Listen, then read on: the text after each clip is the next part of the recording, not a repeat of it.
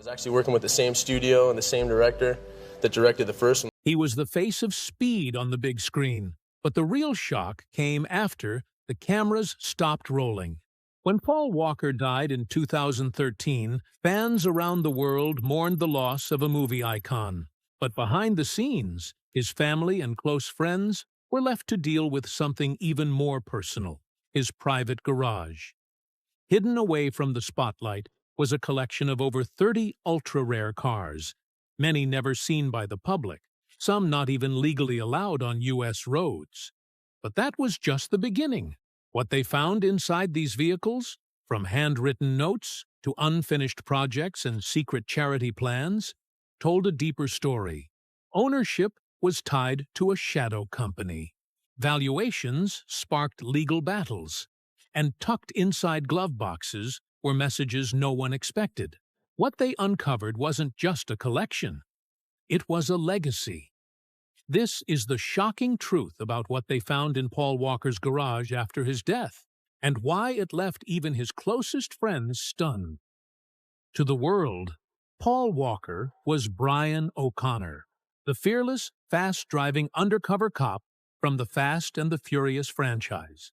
He was charismatic, laid back, and forever linked to street racing culture. But behind the Hollywood fame and on-screen horsepower was a man whose passion for cars went far beyond the roles he played. In real life, Paul Walker wasn't acting. He truly lived for cars, not just to drive them, but to build them, collect them, and understand them down to every bolt and weld. What many fans didn't know during his lifetime was that Paul had been quietly amassing one of the most jaw-dropping private car collections in the world. He wasn't loud about it. He didn't post flashy videos, tour his garage for social media, or boast about rare finds. His obsession with cars was personal, even sacred. His garage wasn't designed to impress. It was a private retreat, a working shop, and a museum of motion that he rarely shared, even with those closest to him. After Paul's tragic death in a high-speed crash in 2013, his family, business associates, and estate attorneys were forced to do something unthinkable: sort through the possessions he left behind. That meant opening the doors to his private garage, a space few had ever entered. What they found inside was more than a collection. It was a reflection of Paul's soul, full of surprises, contradictions, and hidden depth. There were over 30 ultra-rare vehicles packed inside, each with its own story. Some had been kept secret, stored under tarps and registered through shell companies. Others were clearly in-progress projects, stripped down and half-complete. The deeper they went, the more they realized this wasn't just a garage. It was a living time capsule, filled with handwritten notes, obscure JDM imports, and cars earmarked for charity auctions. And the most shocking part? Almost none of it had ever been seen by the public, not even by fans who thought they knew Paul Walker best. When the garage doors finally opened, what Paul Walker left behind stunned even the most seasoned collectors. Parked row by row, tightly packed in a large industrial space in Valencia, California, were more than 30 ultra-rare cars, a dream lineup that most enthusiasts would never see in person, let alone own. But Paul had quietly acquired them over years, often flying under the radar, making private purchases, or trading discreetly through trusted connections. At the center of the collection were vehicles that blurred the line between collector-grade art and mechanical weaponry. Among them was a 1995 BMW M3 lightweight, one of fewer than 130 ever made, essentially a factory-built track car that Paul reportedly owned 5 of. Nearby sat a Celine S7, a carbon-fiber American hypercar with a reputation for raw speed and rarity. There were Ford GTs, multiple Porsche 911S, and a Toyota Supra Turbo, a subtle nod to his fast and furious roots. But it was his Skyline GTR collection that truly left fans speechless. Not content with showroom specs, Paul had imported and personally modified several Nissan R32 and R34 GTRs, each one tuned with racing components and handwritten tuning logs. One R34, rumored to be the exact car he used in the Fast and Furious franchise, had been kept in private storage, an untouched piece of movie and JDM history. Some cars were unregistered, others were barely street legal. A few had never been photographed publicly. It was clear this wasn't a celebrity garage for show. This was a vault, curated by someone obsessed with performance, history, and individuality. These weren't trophies. They were investments of the soul, cars Paul wanted to understand, improve, and preserve. This collection was more than valuable. It was personal. And yet, the deeper people looked, the more they realized. Paul never wanted it to be found. As investigators, family members, and business managers combed through the garage inventory, they made a strange discovery.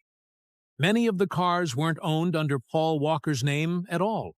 Instead, they were registered through a performance company called Always Evolving, a motorsports and tuning outfit Paul co-founded with close friend and fellow racing enthusiast Roger Rodas, who tragically died alongside him in the 2013 crash.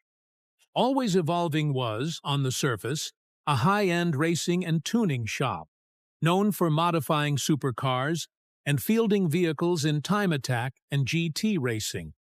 But internally, the company also functioned as a vehicle-holding shell, designed to protect the identity of its owners and manage high-risk assets.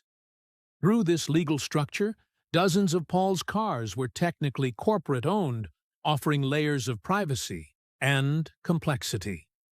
This led to immediate confusion after Paul's death. Who really owned the vehicles, the company or Paul personally? In some cases, titles were split. Others had pending modifications financed through shop credit. Some cars were consigned for future sale, while others were earmarked for private auction or charity through Reach Out Worldwide. This wasn't just a paper trail, it was a maze. The setup likely served multiple purposes: tax shielding, insurance advantages, and discretion. But it also made it nearly impossible to separate Paul's personal property from business inventory, especially as Always Evolving began to dissolve in the wake of Rodas's and Walker's deaths. Lawsuits followed, both from creditors and those seeking a cut of the collection's estimated $18+ million value. What started as a garage became a legal battleground, with more secrets than titles, and more questions than answers. Amid the immaculate Porsche turbos and all-American muscle, some of the most controversial finds in Paul Walker's garage were the illegally, or barely legally, imported Japanese domestic market, JDM cars. Paul's deep obsession with Japanese performance machines, especially the Nissan Skyline GTR, was no secret. But what raised eyebrows was how he got some of them into the country. Several of the R34 Skylines in his collection were brought in under the show and display exemption, a loophole in U.S. import law that allows non-compliant vehicles to enter the country for exhibition purposes, but limits how often and where they can be driven. It's a fragile designation. The vehicles aren't fully road legal, they can't be registered like normal cars, and they're virtually impossible to insure through standard channels. One insider claimed that at least one of Paul's Skylines had dubious paperwork and might not have passed federal emissions or DOT standards. But Paul didn't care. For him, it wasn't about resale or road trips. It was about engineering purity, owning the car exactly as it was intended to be built in Japan, with no compromises. He reportedly worked with private importers and compliance shops to bring the cars in discreetly. And in at least one case, he reportedly helped fund the legal effort to get an R34 cleared through U.S. Customs, paving the way for other enthusiasts to follow. These weren't just cars to Paul. They were statements, rare, forbidden machines that represented the pinnacle of 90s engineering. But by collecting them, he also took a legal and financial risk most celebrities would never consider. Some of the Skylines remained unregistered until his death. Others were mid-compliance, with half-finished modifications to meet DOT rules. It was another glimpse into Paul's mindset. Passionate, obsessive, and willing to break the rules, for the right reasons. As the cars were inspected and catalogued for valuation and potential sale, Paul Walker's garage continued to reveal more than just rare machines. It revealed memories, intentions, and a voice that refused to be silenced. Tucked inside glove boxes, center consoles, and hidden compartments were handwritten notes, scraps of paper, notepads, even torn receipts with scribbled tuning data, part numbers, and detailed observations about each car's handling and performance. But the shock came not from the technical details. It came from the emotional weight. One note, found inside a Nissan Skyline R34, described how the car made Paul feel when he drove it at night. Feels like flying, smooth, angry, alive. Another, jammed into the center armrest of a BMW M3 lightweight, simply read, "Might be the cleanest one left. Don't ever flip it." These weren't just cars to him. They were companions, experiences, and pieces of a deeply personal puzzle. Some glove boxes even held track notes and suspension tuning logs, detailing alignment angles, tire feedback, and even preferred RPM shift points.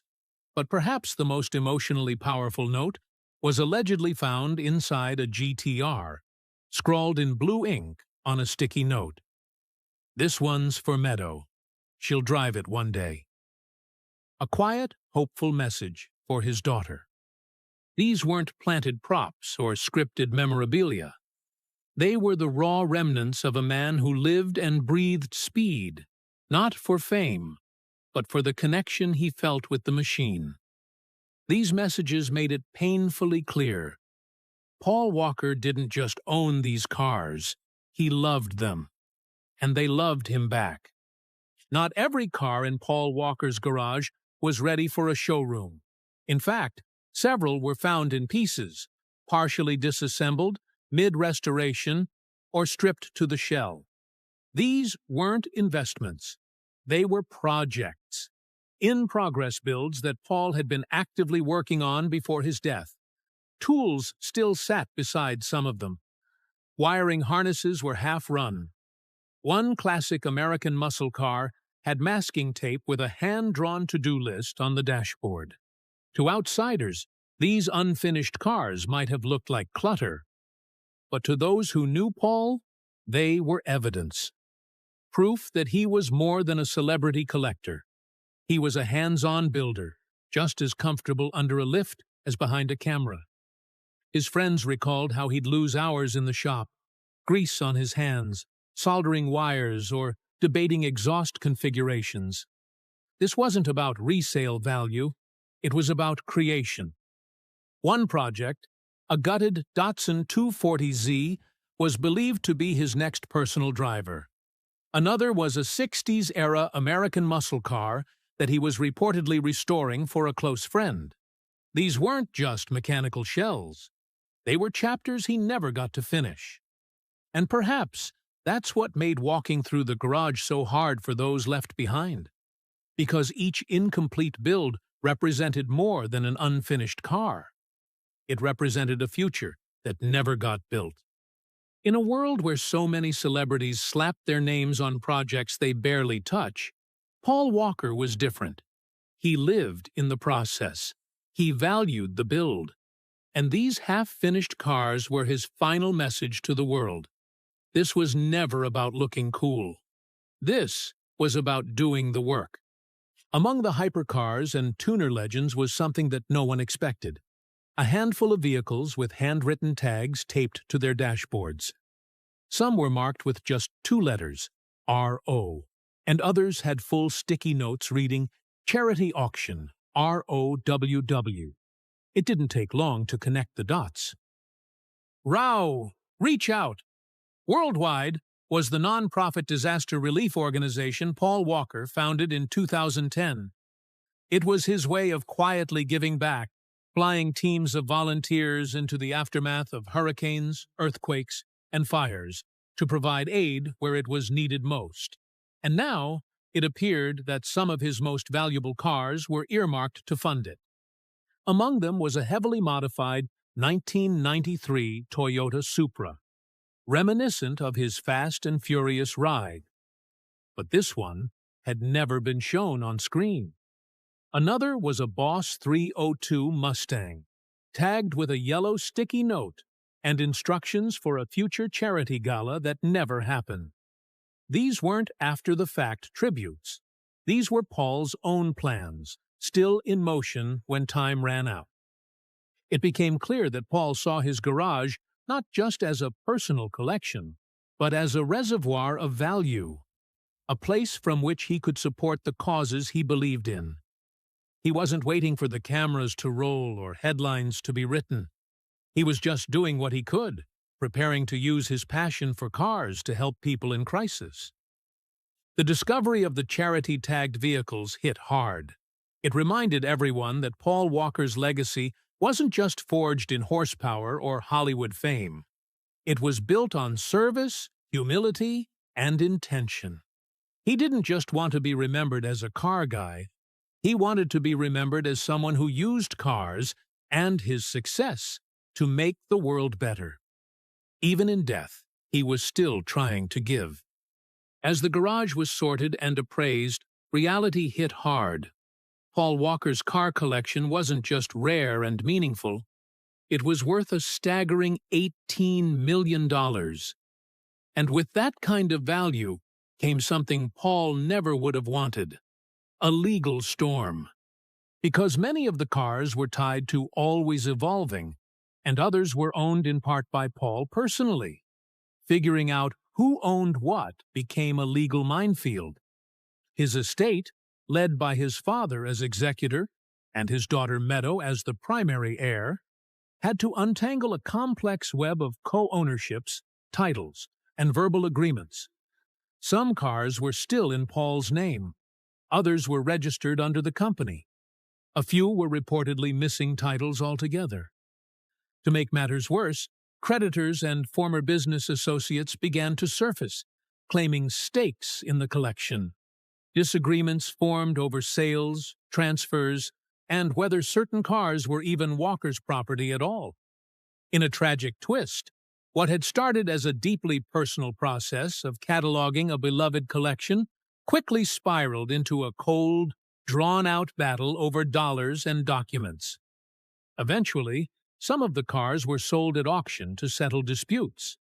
In 2020, 21 vehicles from Paul's estate were auctioned off at Barrett-Jackson in Arizona, generating over $2.3 million. But not all were sold, and some insiders say key pieces were quietly withheld from public sale, kept within the family, or privately negotiated away from the spotlight. What had once been a passion-fueled garage had become a war zone of valuations, lawsuits, and estate battles.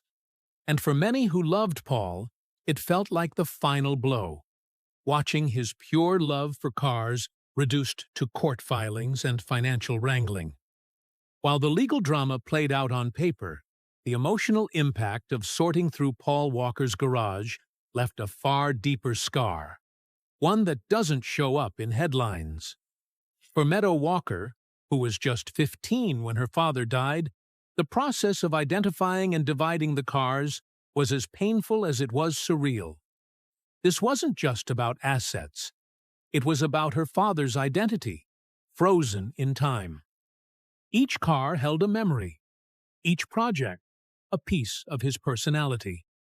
To those closest to Paul, including family, old friends, and former colleagues, walking through the garage felt like walking through his mind, his handwriting on a post-it, his favorite tools left near a partially built engine, the radio station still programmed into his Porsche. It was as if he had just stepped away and never returned. Some friends broke down when entering the garage. Others found themselves paralyzed with guilt or regret. Many said the hardest part wasn't the cars. It was seeing all the things Paul never got to finish. The builds he never completed. The races he never entered. The plans he never made it to execute. There were also emotional ties to Roger Rodas, whose own connection to the garage added another layer of grief. Some vehicles were believed to be in shared possession between the two men, further complicating an already delicate situation. Their deaths left two grieving families and one sacred space filled with memories that neither side was quite ready to let go of. At a glance, it was just steel, rubber, and fiberglass. But to the people who loved Paul Walker, his garage had become a mausoleum of passion and purpose. What they found in Paul Walker's garage after his death wasn't just shocking, it was transformative. Beneath the $18 million valuation, beneath the rarest imports and supercars, beneath the legal chaos and emotional wreckage, was something far more powerful, a legacy that stretched far beyond the screen. Paul wasn't a celebrity collecting cars for clout. He wasn't using his fame to inflate values or curate Instagram-ready garages. He was a builder, a student of speed, and a man obsessed with the feeling of being connected to the machine. Every part, every build, every handwritten note was evidence that this wasn't for show. It was real. This was who he was when no one was watching. And yet, what made it even more extraordinary was that he never intended for any of it to be discovered. His cars weren't on display for the world. His intentions weren't broadcast. He gave quietly, built quietly, loved quietly. Even his own family didn't know the full scope of what he'd created until they opened that door. But perhaps the most lasting shock isn't what they found in Paul Walker's garage. It's what it revealed about him. It showed that he wasn't just a man who loved fast cars. He was someone who believed in using them, to connect with others, to explore, to give back. It showed that behind the Hollywood lights was a humble, grounded gearhead who found peace under the hood. And today, that legacy lives on. In every engine note that echoes his passion, in every reach-out worldwide mission that saves lives, and in every fan who now sees that Paul Walker wasn't just playing a car guy. He was one. And that, more than anything, is what they truly found in his garage.